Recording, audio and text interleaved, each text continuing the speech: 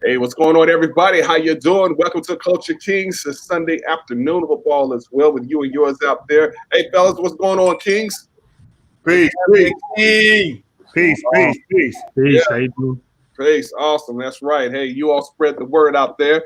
Okay, we are on live and we're gonna have a great discussion. We have an awesome. What's going on, everybody? How you doing? Welcome to Culture Kings. Hey, we got some feedback right there with you and yours out there. Hey, fellas, what's going on, Kings? Yeah, man. Okay. Yo, Ron, stop. What's good with you, man? How your week been? Real Oh, quick. man, everything's been great, man. Just trying to beat this heat, man. July came in strong. Okay. All right. What about you, Dorian? Yeah. Hey, man, just again, man, we just want to continue to speak Breonna Taylor's name in regards to justice for her. But I am enjoying my air conditioning in my house. That's what's up. Won't he won't. Won't he won't. What up, Will? Quiet Storm. Yeah, we here, man. I'm with Dorian. I'm enjoying the AC. I was out in the heat a little bit earlier, and I can say it's much better on this side of the shade. So I'm just glad to be here. Oh, I do want to make mention too, and I know Ron, you're gonna hit on it, but rest in peace to John Lewis, who represented represented the culture very well. Very well, man. And I want to speak towards that. And also to the other gentleman, the civil rights leader. I wasn't familiar with him, but he was excited too for what I'm hearing. Yes, hey, they were culture kings. They were leaders that made a difference, and that's what we want to do. Have our life make a difference in someone else's life. So, man, rest in peace to John Lewis and the other gentleman as well too. Again, thank you for your contribution. All right, and then we have our guest on, Jarome Bell. We're going to talk with him. As a matter of fact, hey guys, is there any announcements that we need to talk about real quick? Yeah, be sure to join us next week. We got some heat for you. Okay. Or in the work. Yeah, so we'll have a really good show next week. That's it. Okay. Check out my new music video too. Yes. Tell them. Yes. Hey, where can they find it at, bro? YouTube, Ron Stop Breath Prayers. Breath Prayers. Go get it. Ron Stop Breath Prayers on YouTube, or go to his Facebook page, YouTube Breath Prayers. It's a nice prayer. It was engineered by King Stokes. That's a prophetic song, man. Because I think about when we recorded it, and it was a minute ago, and then since our brother Biz had passed on since then, but I mean the song was prophetic. When you laid it down, I knew you was ahead of your time, but you wasn't ahead of God's time on it though. Okay. Amen. We definitely miss Biz. Again, Breath Prayers. Go and get it. Ron Stop's YouTube page. All right. Without further ado, again, you all spread the word. Kings on. All right. We have a special guest with us. All right. The name is Jarome Bell, and he's a retired Chief Petty Officer from the United States Navy, where he proudly served and faithfully executed his duties for 27 years. All right. Yes, 27 years under Presidents Ronald Reagan, George H. Bush, Bill Clinton, George W. Bush, and Barack Obama. Yes. And he have faithfully served our commanders and chiefs worldwide on every continent. Man, amazing. Except for Antarctica. Oh, for brothers, we know it. Yes, and then at times he accompanied world dignitaries on diplomatic missions, including one having the privilege and honor of airlifting Dr. Condoleezza Rice to Tel Aviv, Israel, for a peace summit. From 1985 until his retirement in 2012, he served in various commands in San Diego, Atlanta, and Norfolk, where his last duty station was on the Admiral's staff at Commander, Naval Reserve Forces Command in Norfolk. Since retiring from the Navy, he opened up a small business he owns and operates, Line 6 Recruiting Services, where he helps young adults who will soon be graduating from high school obtain college athletic scholarships. He also serves as a certified Department of Justice School Safety Officer for the state of Virginia in Chesapeake, Virginia public school system. and he coaches and mentors young men through the game of football in Norfolk, Virginia public school system as well. He has 3 sons and has been married to his beautiful wife for 23 years. He studied at Embry-Riddle University, a prestigious university, where he obtained his Bachelor's of Science degree in professional aeronautics with a minor in management. Let's welcome retired Chief Petty Officer Jarome Bell to Culture Kings. How you doing, King? How you doing? Thank you, brother. How y'all doing? And everybody, thank you, man. Thanks for having me back. Second time, I appreciate you. Praise God. Hey, thank you, sir. Thank you for your service to our country. All right. Well, thank you so much. Yes, 27 years. And so we have him on today. And if you all have any questions out there, comments as we get into our subject, feel free to ask them. I failed to mention too that he had just recently ran for Congress. Okay, and you could go and check out his website. It's Jarome Bell for Congress, right? .com. Right. JaromeBellForCongress.com. Right. Jarome Bell for Congress.com. If you want to know more about him, and he plans on running again. And I guess part of our discussion is he's running as a Republican. All right, and so well, I guess to start us off, tell us, for as being a Republican, what's been the struggles for having to deal with some of our people, because you know how we generally feel about Republicans versus Democrats. Right. Well, man, I thought when I ran that, it was going to be an easy thing, right? But find out being a Black Republican is one of the hardest things in the world, man. And not only because it's a Republican, but you get it from both sides. I get ostracized from the Black community. I get ostracized sometimes by the white community. And while I was running, what really amazed me was the white liberals or the white Democrats that also attacked me for basically, they would say I'm a traitor to my race. I'm like, hold up, man, that's reserved for my Black brothers and sisters to say that. Right. You know what I'm saying? That's almost calling me an N. You know what I'm saying? Come on, you can't do that. You can't tell me I'm a traitor to my race and be white. You know what I'm saying? But I got that. So I got that from white people. I got that from Black people as well. But mainly it was from people that didn't know me. It was people that didn't know me, and and that's the bottom line. Is you have to know a person. You have to know a person's values. You have to know where a person came from. You have to know a person's background. You have to understand why a person believes in what they do before you just can come out and call them a coon, call them an Uncle Tom, and all this other stuff. And I got the gamut, and what was really hurtful. I knew it was out there, but what was really hurtful is that I got it a lot from Black people. You know what I'm saying? I got a lot from Black people, and it's one thing that you all can attest to is that we don't support our own, man. We don't support our own. See, and here it is with me, right? Like I say, I work down in the Black community. I mentor Black young men.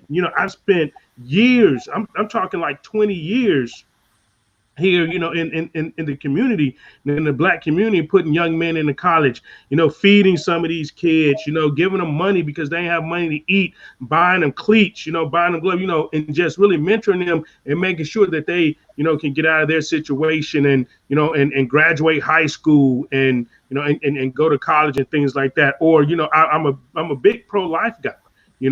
I'm really, don't believe in the extermination of our own.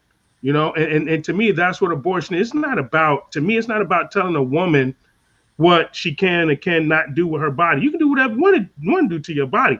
But if you're going to ask me what I feel about it, I feel it's extermination. And here's a number, and it just came out last week, man, with the census stuff, and it really hurt me, and it hit me pretty hard, man, is that now we are the number 3 population in the United States. The Hispanics has overtaken us. Right.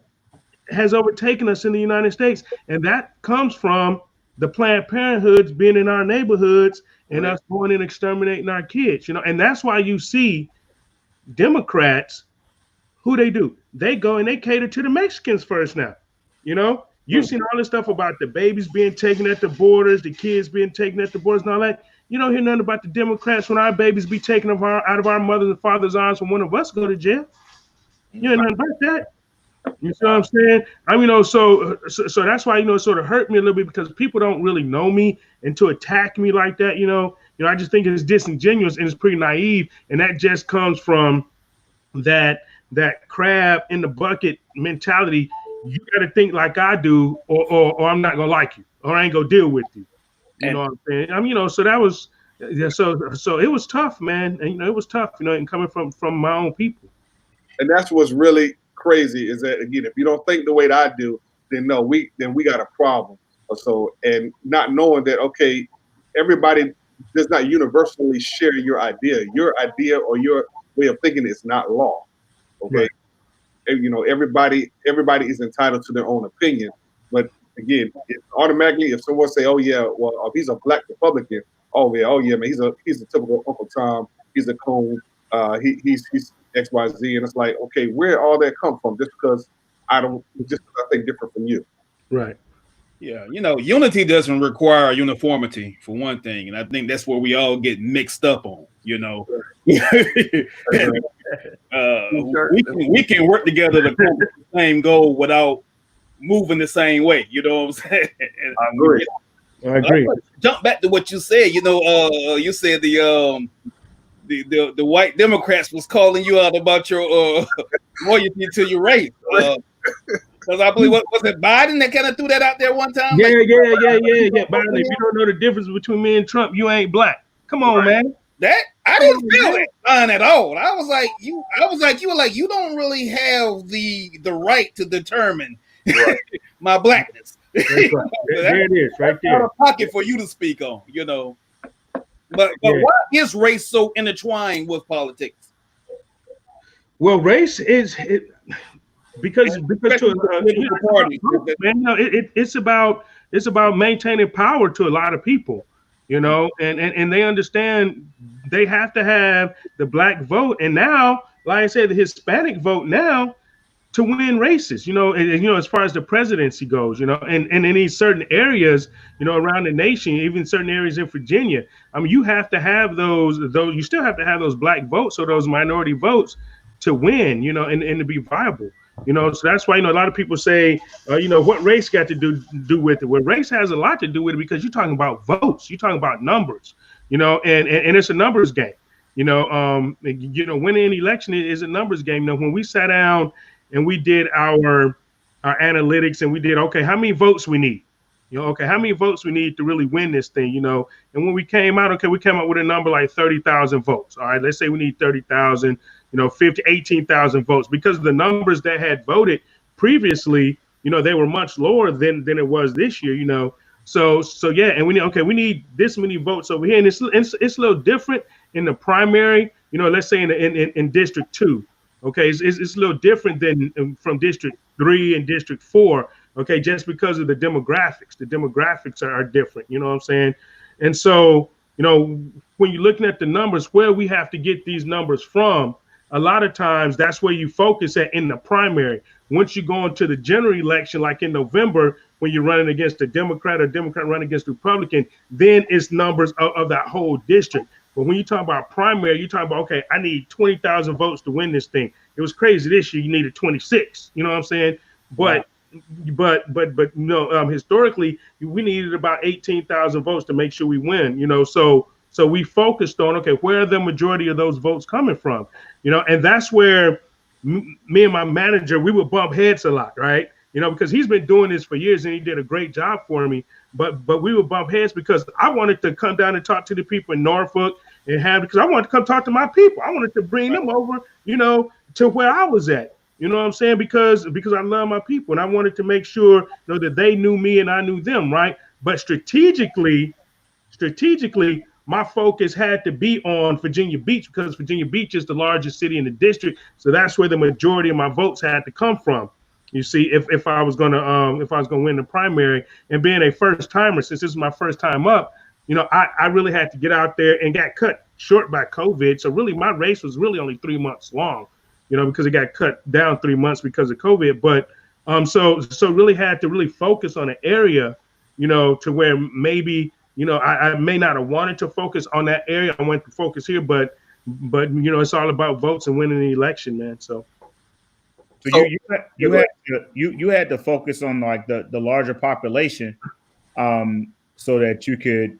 Your hope was if you hit the bigger population, it would kind of trickle down to like some of the other smaller parts of the district. So how do you navigate now from what you learned?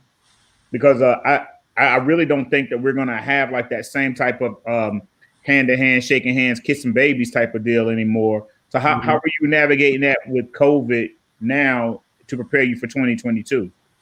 Well, since we had to go primarily digital and social media, we used Twitter a lot, we used YouTube, we used Facebook a lot, so we had to go more and more digital and social media than going knocking on doors, because we just couldn't knock on doors. I don't know, like you say, if we'll ever get back to that. So our thing is now I put a lot of stuff out on Facebook. I mean, I have videos that have, over 170 views on one video. Or I have over 200,000 hits on a post or something like that. And that's really, I guess, the way of the future. And I actually stole that, to be honest, because we were ready for that, and we actually started and we did a big email program as well. We sent out millions of emails. So I'm talking about millions of emails because I knew, okay, because I wasn't the name guy, so I wasn't going to get a lot of money, let's say in the district, until people knew me as far as donations. So my donations had to come from nationwide. So we had a nationwide donation and an email campaign for my district, for my election here in District 2. And it was really remarkable what we did. Because I'll share it because it's public information. But in 3 months, we actually raised like $240,000. And that was nationwide donations. And there was some in the district as well. There was a lot in the district, but I went from having 0 donors to like 6,000 donors. Gotcha. Okay. To my campaign. So and that all came from email, social media, and digital. And then, like I said, we did TV commercials at the end. So how was your interaction with when you came in contact with Black people? All right. You told them that you're running for Congress in Virginia in the third district. Second district. Sorry, yeah, second district, and then you told them that you're running as a Republican. How was their response to you? Well, it was mixed to some people because, to be honest, a lot of Black people they're actually conservatives, but they just don't know it. Okay. They just don't know, because when you start talking to them, and you start talking about values, and you talk about, okay, things that, how you were raised, and you talk about, things that you like and how you are and what you want to see for the community. A lot of them be like, yeah, man, I love that. Definitely, man, definitely. And then when they say, then when I give them my card or whatever, say, yeah, man, hit me up to one of my functions, and they say I'm a Trump supporter. They're like, oh man, forget you. You know what I'm saying? And that's what we do, because then at that point, now it doesn't become about the man, white men, okay? And just like gun control laws, I'm a big 2A advocate. I'm a pro 2A guy. And why is that? Because the first gun laws that goes around this nation, the ones that you see around the nation now, That's first right. ones were put on Black people, right. Freed Black slaves. They didn't want us to own guns and be able to protect our families. So that's why I will never, ever go vote for any type of gun control, because I know the first gun laws was against us. Right. Okay. And so we need to be able to protect our families, because it's like this. If you're a law-abiding citizen, law-abiding citizens with guns don't commit crimes. Criminals commit crimes. Right. Okay. And when you talk about gun control laws, the only ones that's going to hurt are the law-abiding citizens, because we're going to be the ones that obey the law, where the criminals are still going to have their guns, and that's just going to put us in more jeopardy. Right. And especially when it is with, we have a lot of single mothers, with kids. They need to have a way to protect themselves too. I'm in one of the gun associations I'm in is the National African American Gun Association. Yeah, I heard about that. Okay. Yeah, it's based out of Atlanta, and 60% of the group is women. Oh wow. Consider women. Yeah, because women understand the need to protect themselves. They understand the need to have that 2A, and be able to, have that constitutional right to protect themselves and their family, because unfortunately they may not have a man around to do that and protect them. You know, I mean, but to get back to your question, I know I went off on a tangent, but to get back to your question, man, I mean, once you talk to them, I brought some people over. I'll say that. I brought some people over that they felt that they were Democrats, but once we talked and we took the emotion out, this is where I find out you have to get rid of the emotion. Black people are very, very emotional, okay? Because we've been taught, I mean, all our lives, most of us grew up in Democratic households, and like my mom and dad, I always vote for the Democrat because they're for poor people, right? That's what my dad used to tell me, okay? Vote for Democrats because Democrats look out for poor people. So as I grew up and got to, get my own mind for myself and thought about it, I'm like, well, if the Democrats are for poor people, who's for rich people? Because I'm tired of being poor. I grew up in Cleveland, Come Ohio. on now. I grew up in Cleveland, Ohio. Okay. I don't want to be poor. So who's for the rich people? That's who I want. That's who I want to be like, because I want money. I want to be able to take care of my family. I don't want to be poor. So if the Democrats are for the poor people, then I don't want to be a part of that. I want to be better than that. So get me who's for the rich people, and that's, when we have those type conversations and there's no emotion involved, people actually can see the reality. I mean, and you just look, I've taken people outside. Here, let's go walk around your neighborhood. What do you see? Unfortunately, a lot of urban, neighborhoods and black neighborhoods in the city are ran by Democrats and they're run down. We have bad schools. Every Planned Parenthood is in our neighborhoods. We have alcohol stores on every corner. Okay, we got Pookie them in neighborhoods selling drugs, and everybody know Pookie selling drugs, but they scatter Pookie, so they let Pookie sell drugs in there. Then that's where we get the killings. That's where we get the shootings. They know who's shooting, but they're too scared to snitch on each other. And guess what? We own no businesses in there. We got Arabs in there. We got Vietnamese. We got all these different groups of people owning businesses in our neighborhoods besides us that we go to and we patronize. Or what? That takes all of our wealth out of our neighborhoods because they take that money and send that shit and send it right over to Mexico. They send it to Iran, but they send it out. They send it back to Vietnam. They take all of that wealth out of our neighborhoods. Right. Okay. Right. So we're left with nothing. So when we go around and I can talk to people like that without emotion being involved, it turns out better. But I've talked to people with emotion, man. We can't talk, bro. Because you're too emotional. Some people, it's just like that. You just can't talk to some people. I agree. Again, we're talking with Jarome Bell. All right, with the Black and Republican. If you have any questions or comments, feel free to go ahead and ask. Welcome to Culture Kings Media. Yeah, fellas, go ahead. Anything else you want to add to it? Well, yeah, I was going to jump in there. I mean, he pretty much touched on everything I had in his intro and all. But so us here in the South, in many circles, we basically Democrats by default. Our families were Democrats, and they say, vote Democrat or whatever. They're for us. But I just wanted to know if you know anything about the history on how did it switch.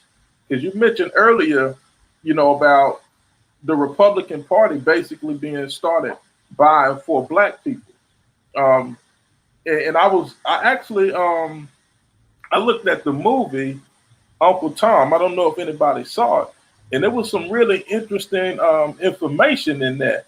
One of the main things was with President Lyndon B. Johnson.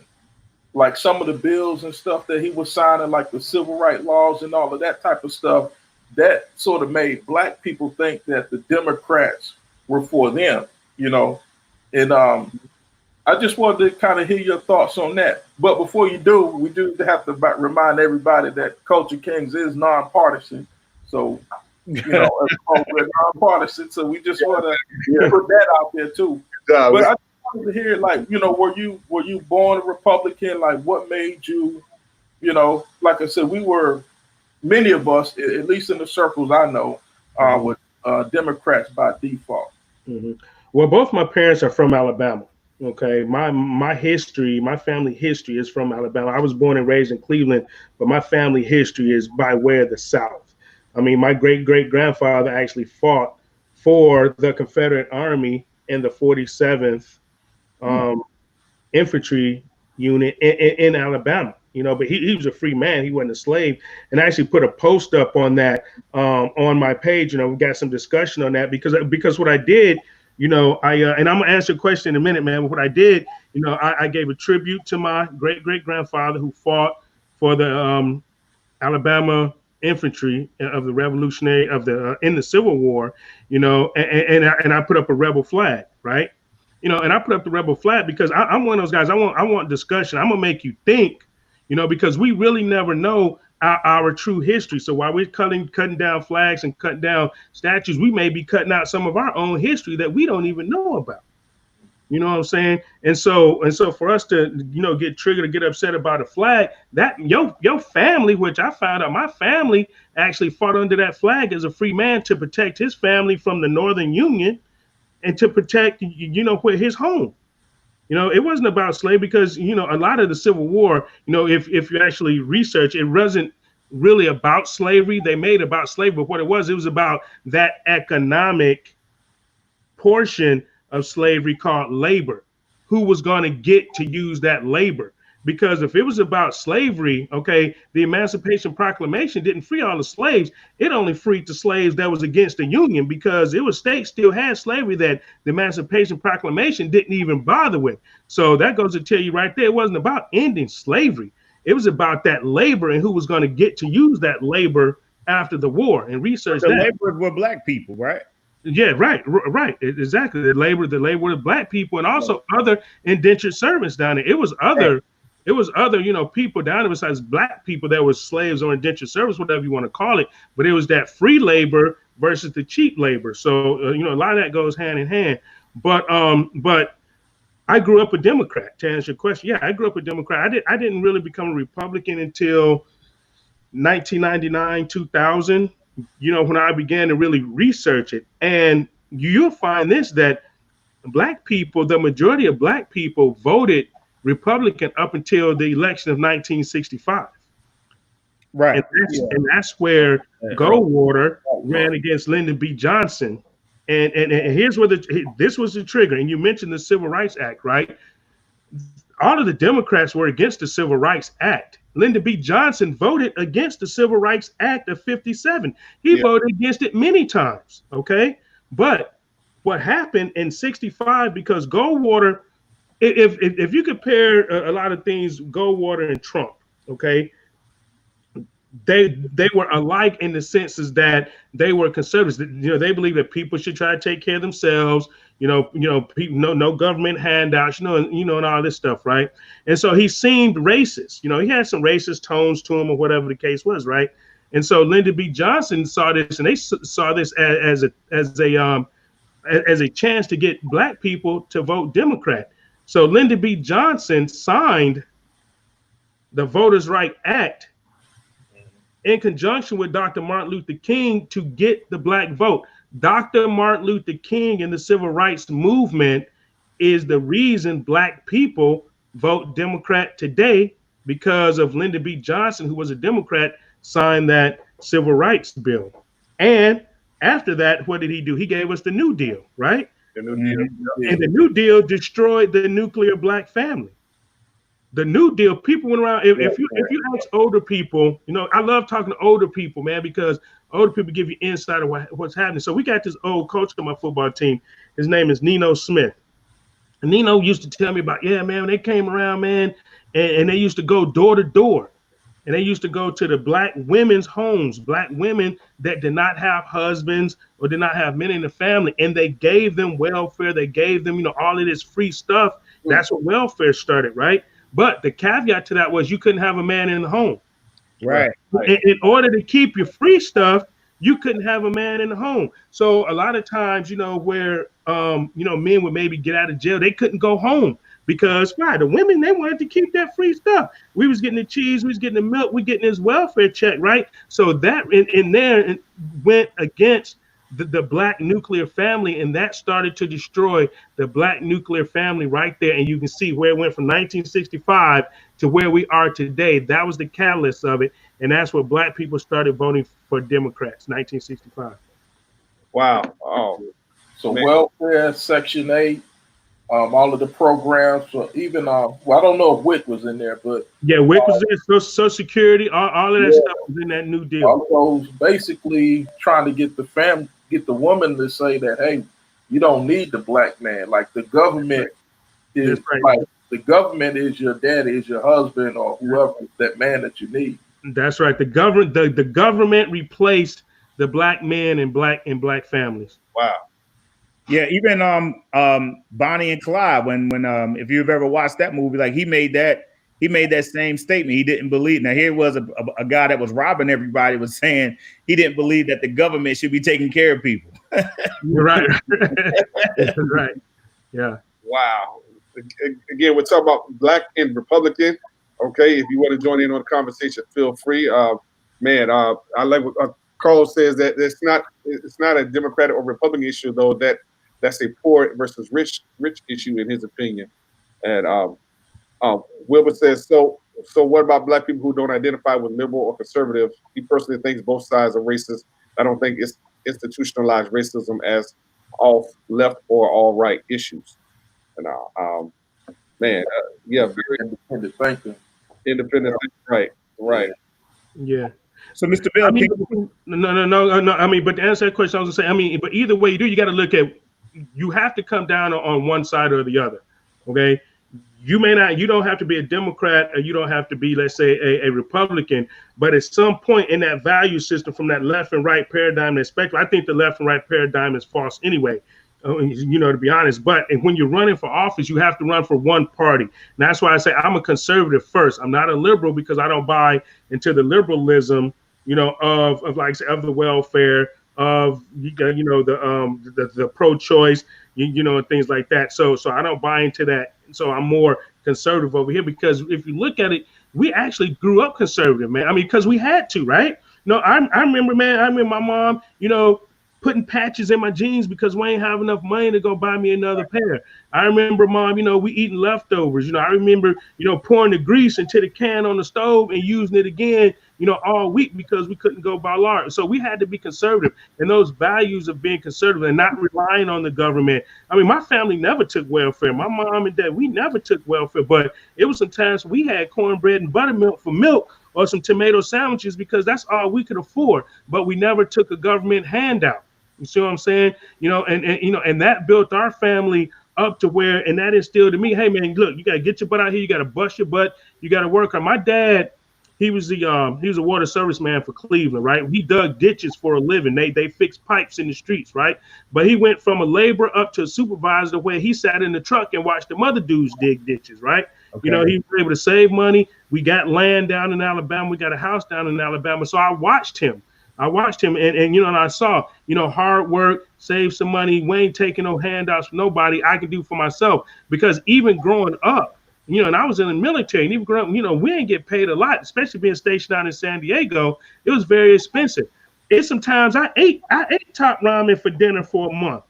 You know what I'm saying? But I could have went and got WIC. But that's not the way we was brought up, right? And so that's the way I brought up my kids. You don't make no excuses. You go out there and you hustle, and you get what you want. You don't play the victim.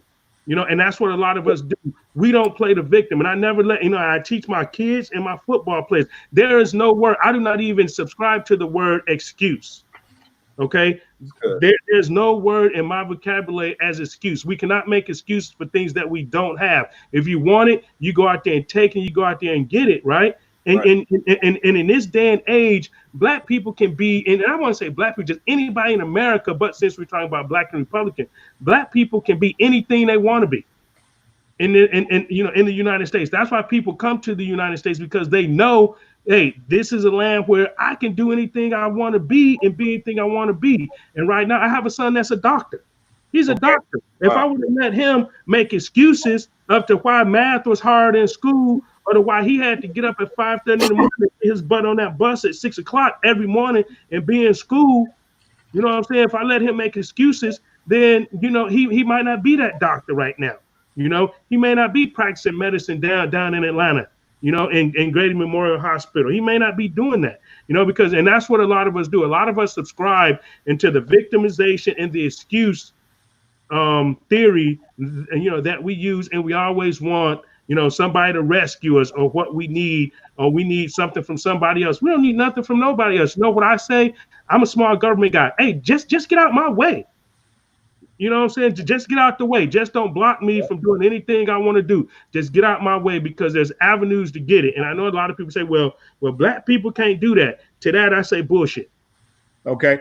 So, Mr. Bell, let me ask you this though. So you mentioned, and first, sorry, I 100% appreciate the teaching that you're giving, because like I think that it's helping a lot of us to develop ideas, because that's one of our statements here, is that with every word that we speak, we give somebody an idea. So everything that you're saying, like I'm very thankful that you're here with us this afternoon. You mentioned earlier about welfare and how it was constructed basically to destroy the nucleus of the family, or the nuclear family. But that's a part of systemic racism, right? Can you continue to elaborate it? Because now when you're talking about we can be whatever we want to be, we still have these systems that are in place that in times prevent us from being able to accomplish some goals, because it's a mindset. You know what I mean? So like if you're receiving like governmental assistance, your mindset is stuck on receiving that.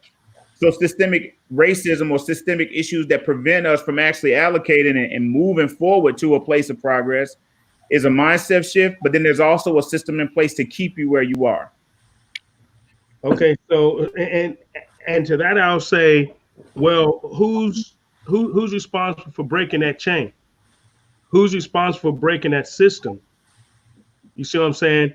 I honestly don't buy into, I'm a big linguistic guy, right? And I say a lot of things is linguistic programming. Okay, I don't buy into the theory of systemic racism, because when you look at where we talk about systemic racism at, right? And most of the time when we talk about systemic racism, we're talking about black people, right?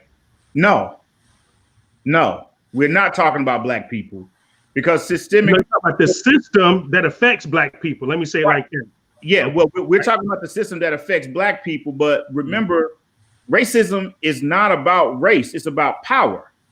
Right. So we're talking about a system that is in place that is preventing people from getting what they want. So I'm not talking just about black people. Okay, so who's responsible for a person's self-determination though? I think the individual is. Okay. I've known because I have family members that was on welfare and stuff, right?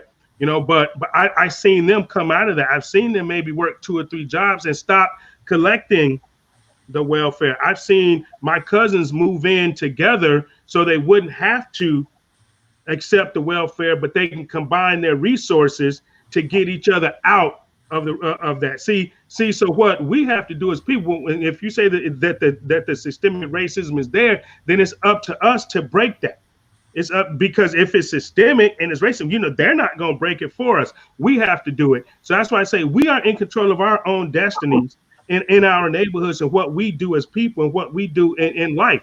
Okay, no matter how we have to do it, we may have to formulate a plan. You see how Mexicans come over here and what they do? They live 8, 9, 10 to a house, right? Right. People their resources, and then what? After a few years, guess what? All of them have their own house.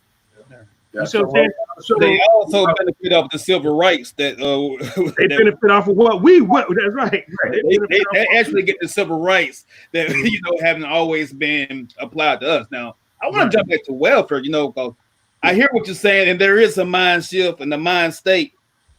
But we have to be honest about some things. America was built on welfare.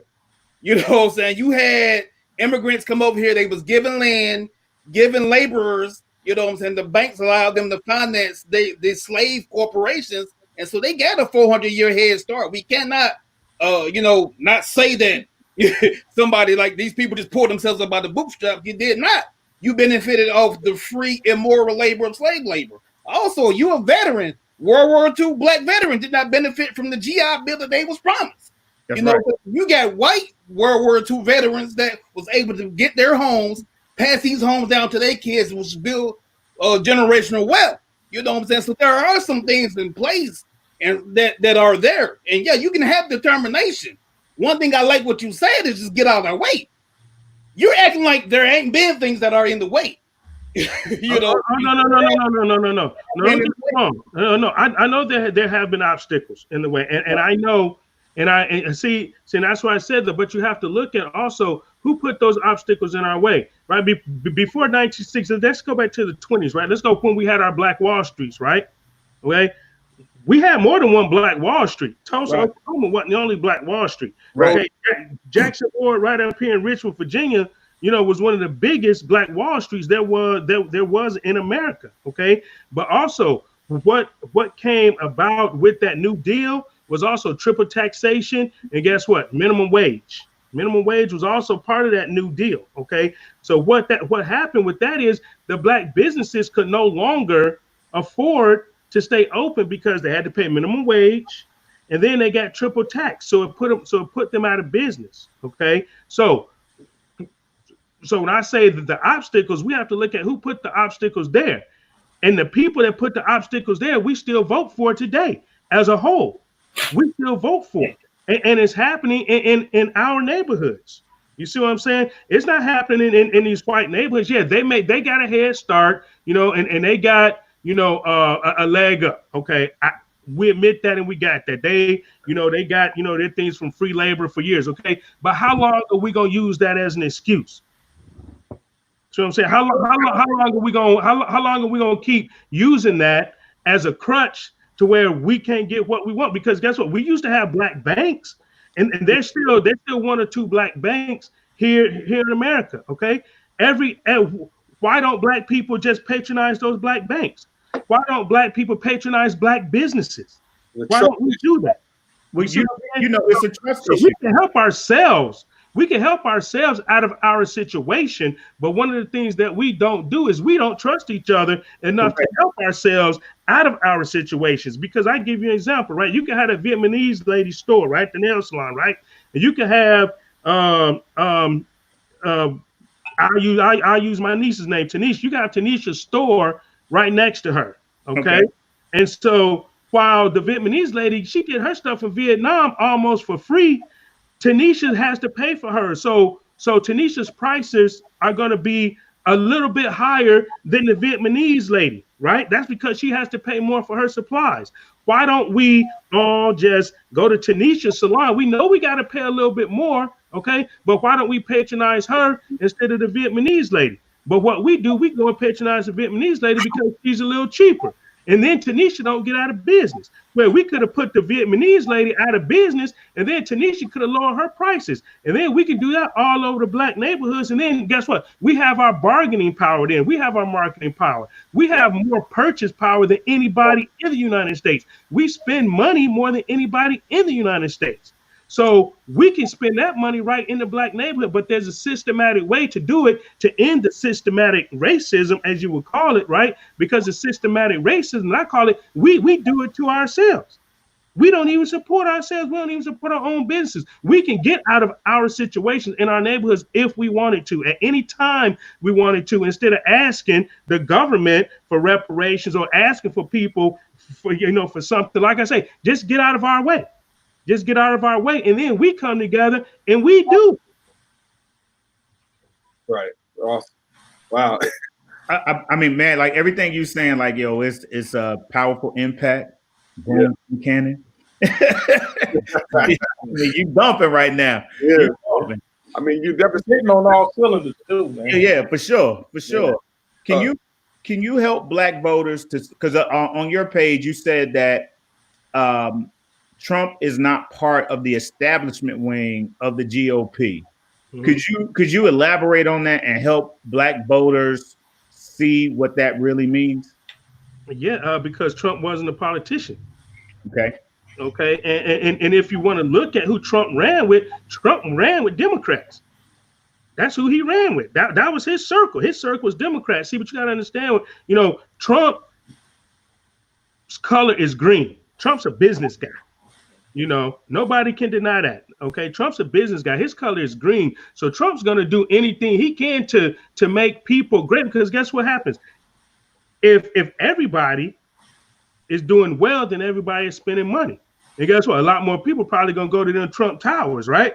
You know what I'm saying? So you have to look at it. Trump gets hit from both sides. He don't only get hit from the Democratic Party, he's gotten hit from the Republican parties. There was a big group called Never Trumpers up there with Paul Ryan, and I mean Mitch McConnell. I mean, he was a Never Trumper. Lindsey Graham was a Never Trumper. Mitt Romney. All these people are Never Trumpers because guess what? Trump came up there and disrupted their whole party card on both sides of the aisle. Right.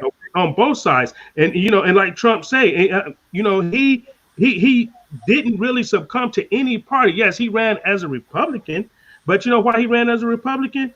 Because he knew that everything that the Democrats stood for, he didn't stand for. Same as me. It's just abortion. Trump is a pro-life guy. We believe in that, we should have the freedom to worship who we want to worship. As far as Christians, there shouldn't be laws that tell us, what we can and cannot do in our church. There's a law right now, that passed through Virginia that churches can't even talk about homosexuality in the LGBTQ community in their church because they'll get fined. They have lawyers sitting in these churches every Sunday, and when any pastor that speaks about anything negative about that the LGBT community or anything like that, they'll get fined and they'll have opportunity to get shut down. So Trump wasn't really about the politics. Trump was really about the business of America. Because we were getting dogged, we were getting dragged through the mud with a lot of these policies. Whether people, when people don't understand economics and they don't understand how trade works, we were getting decimated through trade here in the United States. And guess what? All of our hard-earned taxpayer money was funding all of these foreign programs in these foreign countries. Trump put a stop to all of that. Okay. So when people go and talk about he's not part of the GOP establishment, just like me, I'm not part of the GOP establishment. I fight against Democrats, and you hear my speeches. If you ever heard me talk, I fight against the Democrats, and I also fight against the GOP establishment because both of them are dangerous. Both factions are dangerous because both factions leave people left behind and all those taken for granted people in these cities, whether it's down in Norfolk or whether it's up in Poquoson. I talked to some people up in Poquoson. Poquoson is like 90% white and they vote Republican no matter what, right? But I talked to some people up there and they're like, you know what? They don't come up here and talk to us because guess what? They take us for granted because they know we're going to vote Republican. Right. So the same thing down in Norfolk, Democrats or Republicans don't really go down there and talk to them because they think that they going to vote Democrat. You know what I'm saying? Well, guess what? I won Poquoson. I won as a black Republican. I took over Poquoson because I went and talked to them. I didn't take them for granted. You see what I'm saying? I went up there and I talked to them, and we we're on the same page. We have the same values. And like I say, people down in Norfolk. I'm down in Norfolk. I'm in Hampton. I'm in Newport News talking. And I know I've switched over some people, not to the Republican Party, but to my conservative message, because conservatism is a value system. It's an ideal. It's not a party. It's not a party. And once we all learn what conservatism is, a lot more people will see that we are all in this together, white conservatives and black conservatives. But the worst thing that to upset the apple cart in the political spectrum up in DC, the Democratic Party and the Republican Party, the GOP establishment, is if white conservatives and black conservatives all came together, because we all have the same values and the same, and we all want the same thing. It's just easy as that. Wow. Well said, man. We got a lot of these comments in here. So, man, again, we're talking with Jarome Bell. All right, retired Chief Petty Officer Jarome Bell, who ran for Congress, and he's going to be running again in 2022. Again, we are nonpartisan, so again, we're not endorsing anybody, but we talk about being black and Republican and just how that's a negative stigmatism. I like what you said about conservatism. It's not a party or so. All right, what I'm saying, folks, and I believe folks have got that misconstrued in many ways. That's why we have all these emotions going on.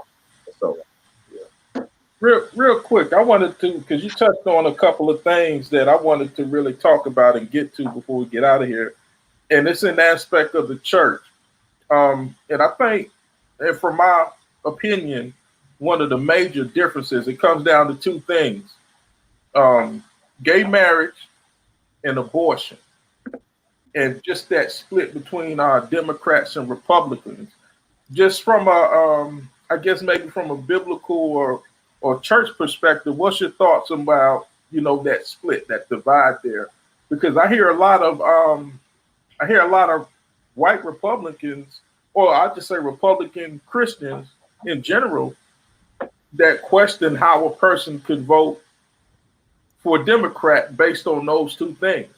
And then I also hear Democrats saying, well, hey, how can you vote Republican based on how they feel and how they treat people? So what's your thoughts on that?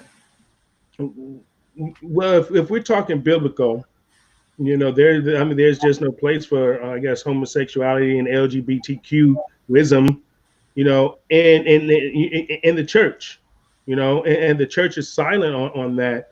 And that is the divide between, one of the divides, is like, say, abortion is pro-choice versus pro-life. Okay.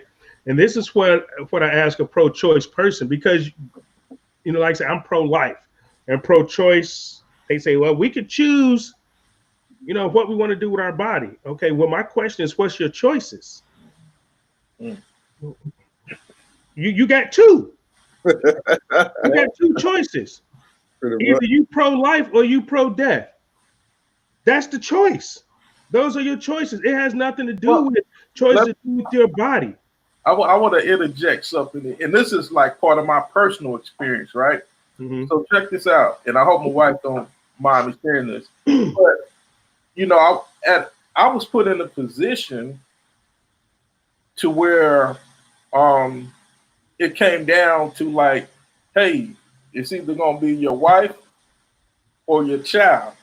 You know what I'm saying? So we basically were in a position to where, you're going to have to choose this abortion. Like if you go forth with this pregnancy, you probably at a good percentage that you're going to lose your wife. Now, ultimately, and before that situation, I had a very strong stance of pro-life. So like, that was, I say all that to say it's not really always black and white all of the time. And I think there are certain, situations and circumstances that need to be looked at, I mean, well, see, when you talk about, let's just use your situation that you did, right? That was a health issue. Mm-hmm. That was a health issue. That wasn't an abortion issue.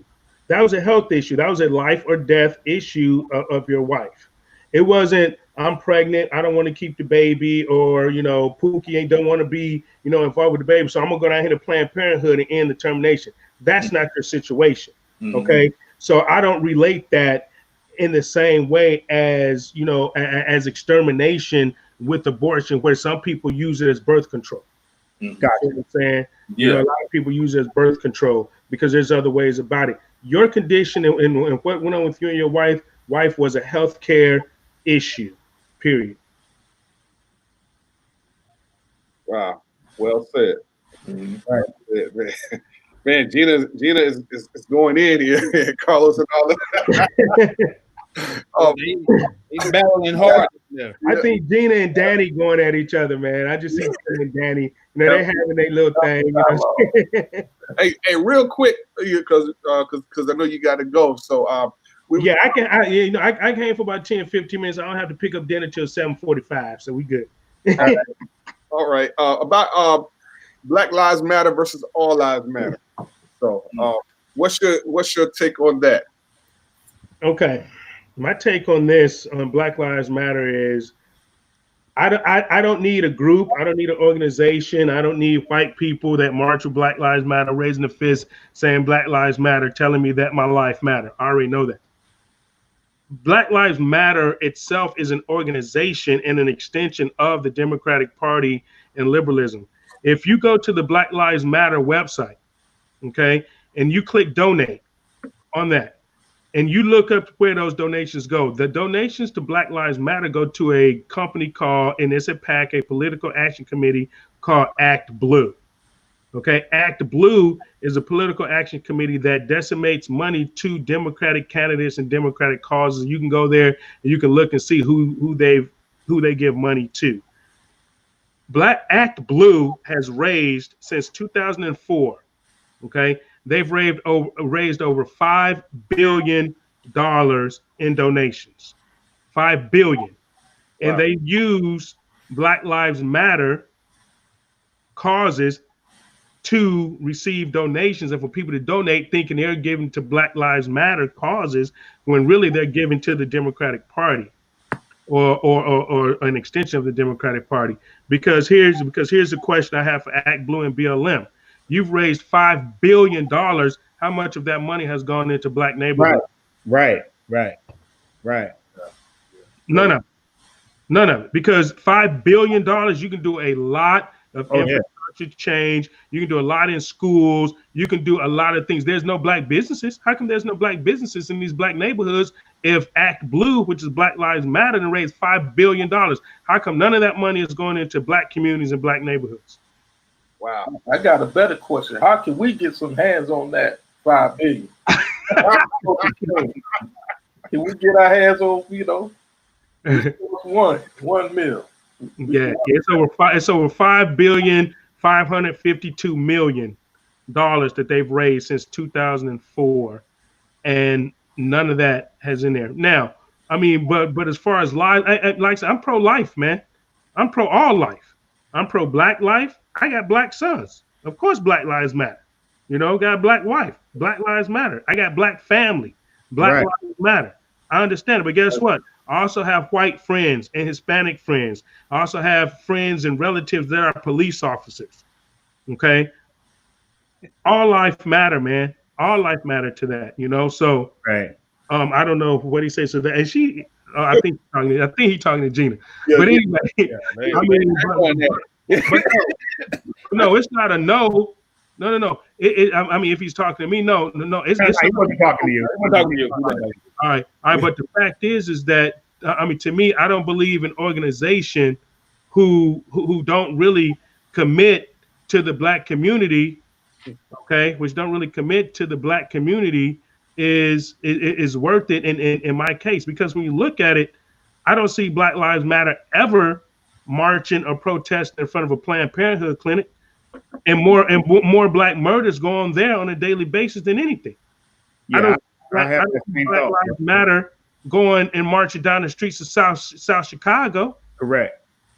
You know what I'm saying? So if you want to impress me with Black Lives Matter, show up and show me where you actually putting in some time in some Black communities where these Black lives really matter. How much of that $5 billion can go towards scholarships? How much of that $5 billion can go towards a skills trade schools where kids in these communities, they can't afford to go to college, but they can learn a trade because they can learn to do things with their hands and with their minds. How come you don't put any of those in our neighborhoods? How come you don't sponsor any of those type of activities to where we can take care of ourselves instead of these kids out here marching for your cause? They could be going to lay brick. They could be opening up their own businesses as a plumber, as a bricklayer, as a carpenter, or as a handyman. See what I'm saying? Show me that Black lives really matter. Get your butts in the community and spend some of that $5 billion in the community. Right. I agree. I would say that I agree with the way I like to present it. I agree with Black Lives Matter as a statement, but I don't necessarily support the organization. Right. Just knowing a little bit about what's behind it and just some of my values personally. So yeah, I get where you're coming from, but like at the same time, it's very insensitive to really say all lives matter at a time like this. So I think it's timing of when we're saying all lives matter. Because now, and guess what? That's a true statement too. All lives do matter, but it's the black lives that are more in danger right now. It's the black lives that's crying out with all of this injustice and that's being with the discrimination. So it's the black lives that's crying out right now. So we need to say, hey, these black lives matter. Let's all come. Let's all lives come together and support these black lives, and then we can get back to all lives mattering, or even get to all lives mattering at some point. That's good. Okay, and I agree with you 100% on that, right? I agree with you 100%. But here's my question, right? How many? And I understand, right? It only comes up when Black Lives Matter stuff really, and you guys have to probably agree with me, really only comes up when a black man or woman gets shot by a white police. Right. Yeah. Okay? Now, because, and here it is, right? Because you say at a time like this, right? There's over 300 people that died in Chicago, black people. It's a time like this where we need to be in Chicago talking about Black Lives Matter. You see what I'm saying? We need to be talking in Cleveland. We need to be talking here in Norfolk. We need to be talking up in New York. And guess what, right? Since George Floyd died, right? Since he died, when he was murdered, right? You know how many black people have died because of the riots? Right. Since only black people are dying. And that's from our own hands, right? And get this, right? It's not really the black people that's running Black Lives Matter. Black Lives Matter is being ran by white neo-Nazis. If you look at it, you look at these marches, right? Be verified. If you look at these marches, right? Can it be verified?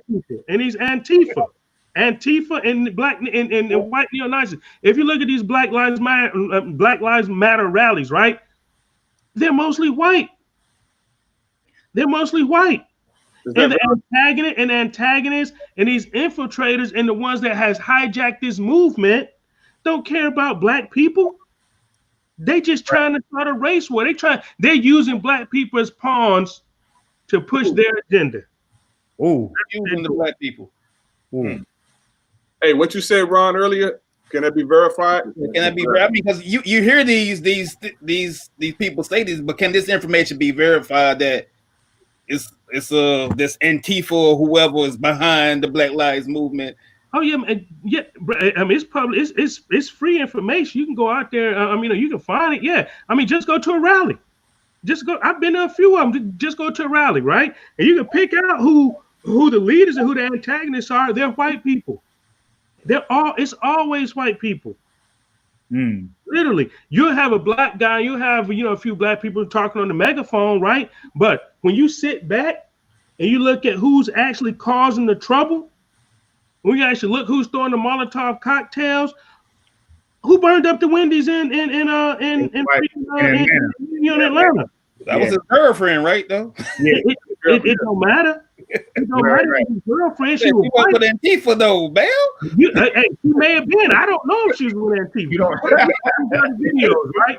She may have been. I don't know. But you look at these other videos, right? Because there's videos out there people breaking windows. I'm just I'm just saying. I'm not saying all of them. Okay, but I'm trying to tell you, bro. The majority of these antagonists are white people, man. They are. And they're white liberals, and they're really not white liberals. These are people. You gotta look at it, man. Look, man. Hey, understand this, right? If you guys understand communism, right? I've been in communist countries. If you understand communism, what's happening right now in the United States, right? It's trying to be a communist Marxist takeover, and that's just real talk, man. That ain't even black or white. That's communism versus Americanism, right there. That's what that is. So.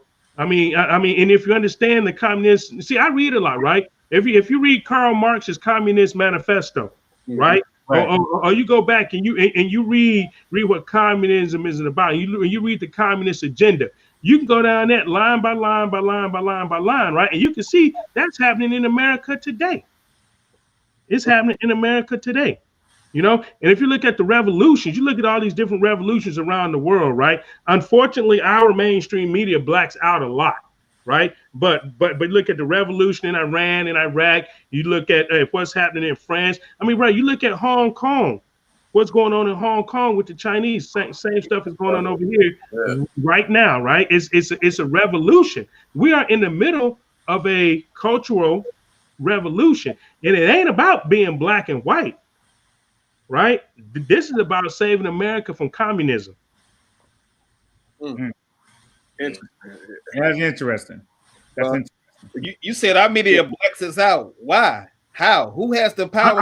Our mainstream media is censored, bro. Our mainstream media is censored. The mainstream media is controlled by 6 conglomerates, man. I mean, you know, liberalism is one, but our mainstream media is only owned by like six entities. So and they actually censor what we see or hear on TV. Right, it's some things over in Europe, man. You know, that's why I watch BBC. I watch other news stations overseas as well, right? Because some of the stuff that we don't hear over here, you actually get it from TV, from BBC.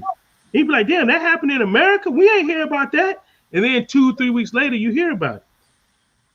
Wow. Hey. We censor, bro. We censor more than people think we are, and we're programmed. I mean, and you have to understand what I mean by program. Like I said, I study linguistic programming, and words. There's words to program people, right? And here it is. We are called what? TV, right? Program. Right? TV is not called TV. TV is called programming. That's why they call TV programs. Okay. Yeah. We are programmed by what we watch and hear and see on TV. That's why it says, you know, have you ever said a news break, and then they say, well, back to your regularly scheduled programming. Right. That's what they mean, man. I know some people look, man, that guy full of shit. Nah, that's one thing I do. You know, that's one thing I'm not, bro. I mean, that's just real deal, man. When you look at, you know, and study the stuff that I've studied and things that I've read, you know, CIA documents and stuff like that. I know I'm probably way off track, right? But a lot of that has to do with on some pale white horse type stuff. Yeah. You I read that. I read that.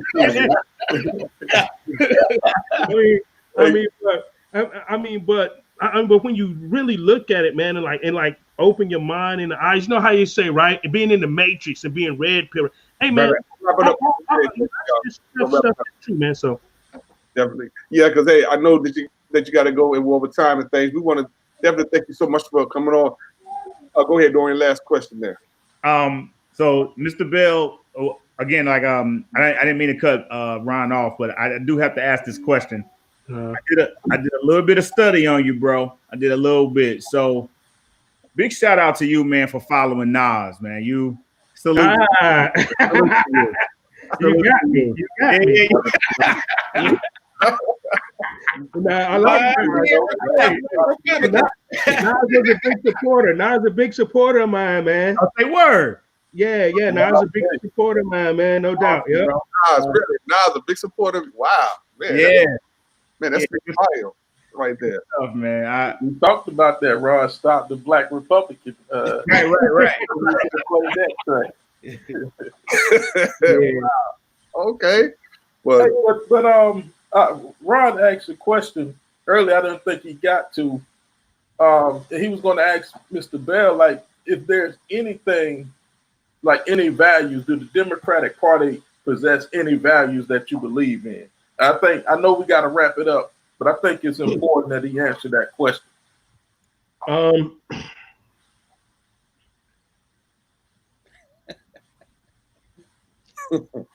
That might be an answer in itself. Right? I feel like I just can't think of one off the top of my head. Right, and Mr. Bell, I appreciate that deliberate pause, because you're not answering this off in an emotional state. Like, you're really trying to. I was really trying to think of something. Right. I mean, that's honest to God truth. I was really, because I grew up, like I said, I grew up in a Democratic household, right? But when I look at my values and I look at how we actually grew up, it wasn't really anything Democrat about it or liberal about it. It was conservative. Yeah. I appreciate that, bro. Appreciate it. Stuff. It shows why he is a leader. You know what I'm saying? Yeah. And we thank God for your contribution to our country. You know, serving it well, and much success to you in the future as well too. Yeah, appreciate y'all, man. I appreciate y'all for having me, man. And, and like I could say, man, is that as a people, we control our own destiny in our neighborhoods. We control our own destiny. We have some of the best minds and the brightest minds in the world. Right here in our communities, we have doctors, we have lawyers, we have electricians, we have plumbers, we have teachers, we have professors, we have everything, we have bankers, we have everything we need in our neighborhoods to make our neighborhoods great. But what we have to do is come together and be able to trust each other and work with each other to make that happen, and look at ourselves and into ourselves to bring our people out of whatever issues they may be in. And I think we have that power to do that. All right. Well, hey, again, we want to thank you all so much for tuning in to Culture Kings. We want to thank our guest, all right, retired Chief Petty Officer, Naval Petty Officer Jarome Bell. And again, he's an outstanding man. I've had the pleasure of meeting him, and much success to you, as we said. And hopefully we definitely can have you back on again. I'd love to, man. I appreciate it. Next time I'm wearing my Browns jersey. Don't do it.